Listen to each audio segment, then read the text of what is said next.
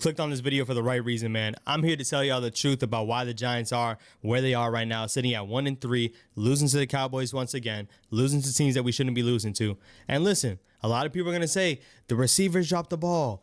A lot of people are going to say we couldn't run the ball. A lot of people are going to say the refs. A lot of people are going to say a lot of things. But the Giants will continue to lose games at the hands of their quarterback that they have on their squad. And that's the truth. Listen, if y'all been subscribed to me for a while, I was on the Daniel Jones bandwagon after 2022.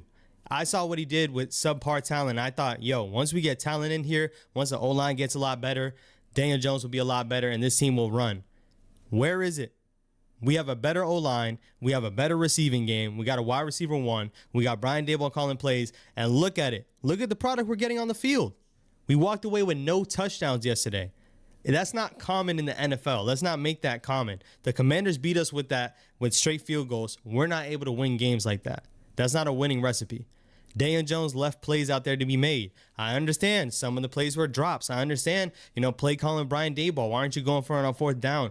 But Daniel Jones is missing certain throws that should be touchdowns. If I were to ask you how many plays were in the end zone yesterday, go ahead and list them, because there's 0. No throws were made in the end zone. Nothing got even close to being up in the touchdown. And for me, when you think about Darius Slayton, when you think about Malik Neighbors, the speed that they have, these guys should be able to get at least one play off in a game. One deep ball at least. But all the deep balls have been underthrown. That's something he's been doing since training camp. And yes, some people are going to still say, we can't say this anymore. It's not rust. This is not a rust issue. This is who he is. Right now, Daniel Jones has no deep ball. And guess what? All those completions, all those yards that he's getting is basically yak and 2-yard, 5-yard routes. Now, I'm a big believer on, yak is not a problem when it comes to a quarterback. I'm going to be honest. I'm not going to sit here and blame Daniel Jones for it, but the truth is that we're throwing 2 to 5-yard routes, and that's it. The intermediate game is barely there. There's some times where Daniel Jones is able to make a throw to Darius Slayton, and you see it, and I'm like, man, if he continues to make throws like that, we'll get down the field faster and possibly score. Malik Neighbors when he's open, and Daniel Jones is throwing it over 10 yards. But the truth is that anything over 20, it feels like it's rough. Like it's tough to get by. That's the truth with our offense right now. And I think that's what people are, I understand they hate to hear how people don't like Daniel Jones, because some people really just don't like him. And I'm not that type of guy. But I'm going to be honest, when I see underthrown plays and I see some of the catches that Wandale had yesterday, some of the catches that Neighbors had yesterday, where they're reaching back and they can't continue to run with the same pace they were, they have to reach back to grab the ball. Those things is what irritates me with people saying that Daniel Jones, look at him, he's 22 for 24. I don't care if he's 22 for 24. We can't score a touchdown. We cannot score a touchdown.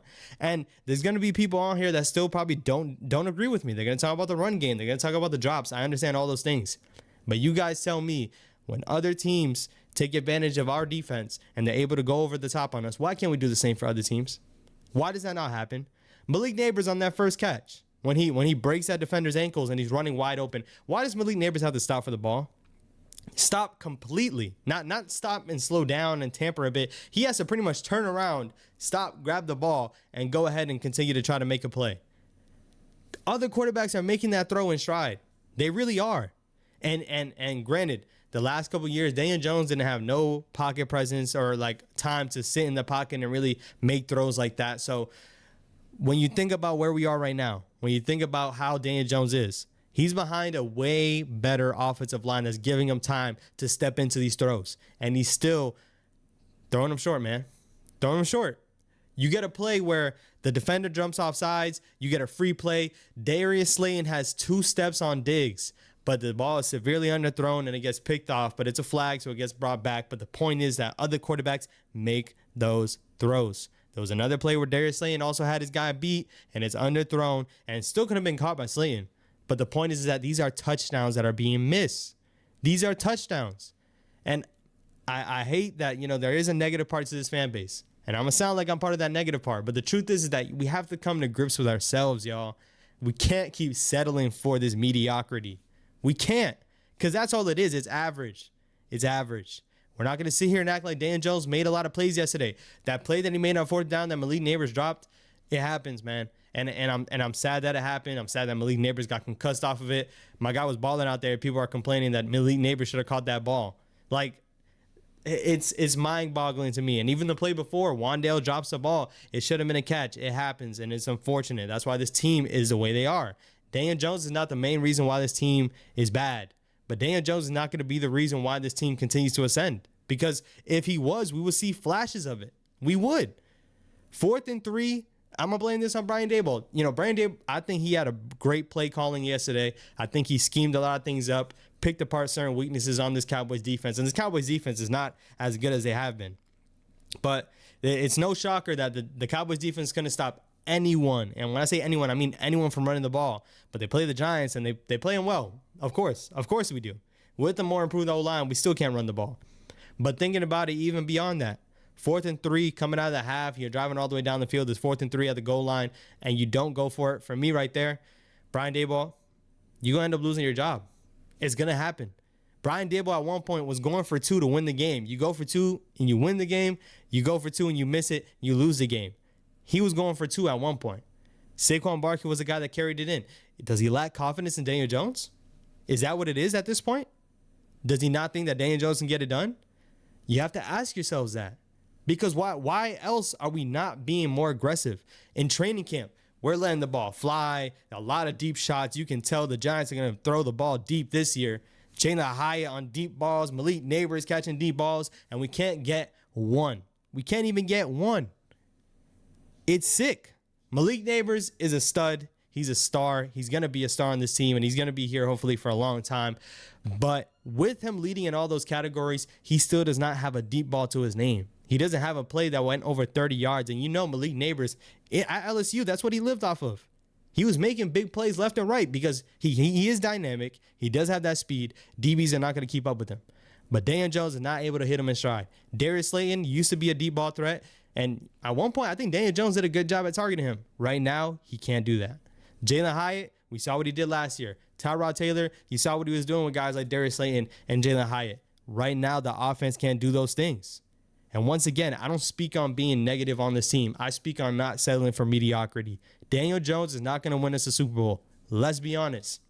He's not going to win us a Super Bowl. And I think, in my opinion, and then once again, I was on the Daniel Jones bandwagon at one point. I really believe that he could, because when I see him throwing to guys like David Sills and, Marcus Johnson, I thought, hey, get him a guy and we'll be good. We will be good. But we haven't seen that development. I think if you have a quarterback, you should believe in them winning you a Super Bowl. That's what it should be. And I think if we're all honest, there's a lot of steps that this team has to take to get to a Super Bowl roster. But even with the Super Bowl roster, I think we all still doubt if Daniel Jones can get it done. And in year 6, it shouldn't even be a doubt. In year 6, it shouldn't be a question. These things shouldn't be topics nowadays, and it still is. It's too much. And I know the market's a little too much on DJ. Playing in New York, obviously, he's going to be looked under a microscope at all times. And there's other bad quarterbacks around the league. Don't get me wrong. But the point is that we don't have a great one. That's the point. We do not have a great quarterback. If everyone can just key in on that, we do not have a great quarterback that's going to elevate the level of play for what's around him. And good teams have that. You see the arguments with Patrick Mahomes all the time. And Patrick Mahomes is, he could be a young GOAT right now. He is a young GOAT. But will he be the GOAT when it's all said and done? We'll see. He elevates talent around him. When you think about what Matthew Stafford's played with his whole career, he's elevated level of play around him. They just couldn't win. But he played well. And you can tell you move on to a different team that win the Super Bowl in the first year. There's a lot of things that take place for other quarterbacks that are able to elevate that level of play around them. Daniel Jones is not that. I talked about it on stream yesterday. I talked about my video yesterday. I feel like everything has to be perfect for this man to succeed. To succeed and play really good, everything has to be perfect. And if that's my quarterback, I don't want it.